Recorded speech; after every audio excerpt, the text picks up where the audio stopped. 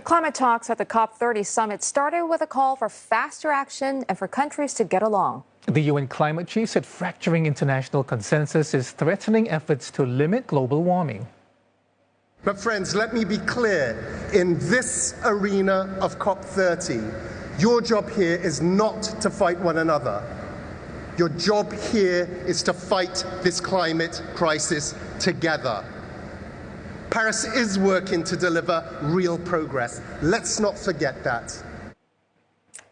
He was speaking to delegates from more than 190 countries. The U.S., though absent from the gathering, the world's largest historical emitter of greenhouse gases, has opted to skip this year's summit. President Trump has labeled climate science as a con job. I think that the absence of the U.S., some reluctance and complexity in the way that some other developed countries are dealing with climate have opened some space for the world to see what developing countries are doing. Leaders at the UN climate talks have pushed for more efforts to curb global warming by reducing the carbon pollution that causes it. A new UN analysis of countries' emissions cutting plans estimates that global greenhouse gases would drop by 12% by 2035 from 2019 levels. Now, this is an improvement from an earlier estimate of 10% published last month.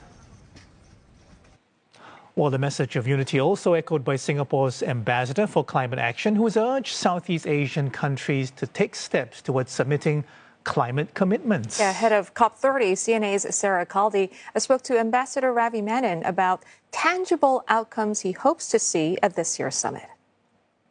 Well, the most important, of course, is the progress on the submission of the nationally determined contributions. These are the commitments that countries make for their 2035 targets.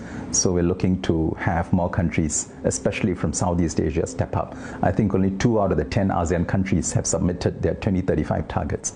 So we hope to see more of the countries here do that, because that will send a strong signal that we are serious, that we have firm targets, and that will help to draw investments and capital into the region. Second, the emphasis that Brazil has placed on forests and nature, I think, is very apt, because that's equally applicable to Southeast Asia. So deforestation is the second largest source of carbon emissions in Asia after coal-fired power plants.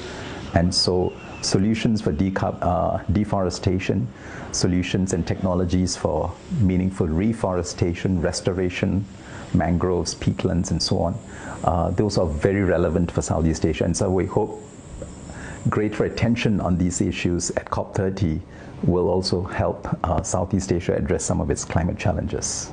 Emerging Asia still needs trillions to meet climate goals or net zero goals. How much ground do you think this region in particular has taken when it comes to financial innovation for climate? I think there's quite a long way to go in Southeast Asia. The amount of private financing for climate has increased very well over the last 10 years, say since the Paris Agreement, up by about 60%. But Southeast Asia has not been getting much. I think a lot of the financing is going to the advanced economies. A growing proportion of financing is now going to the large continental regional emerging economies like India or China and parts of Latin America. Southeast Asia needs to do much better. It's a question of finding the appropriate financing vehicles and structures and the right incentives to draw in private capital.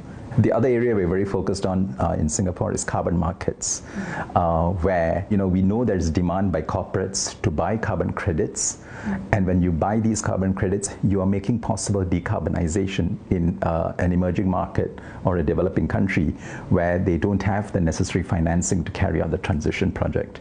But when the carbon credits are generated, that's in the absence of a carbon price, it's a very powerful tool to enable decarbonization that would otherwise not take place. Mm-hmm. And how do you think Singapore will strengthen its position in the region to try and move this forward and advocate for these things? Well, it's not only a question of strengthening Singapore's position. We want to be a catalyst, a facilitator, and a useful partner to the rest of the region.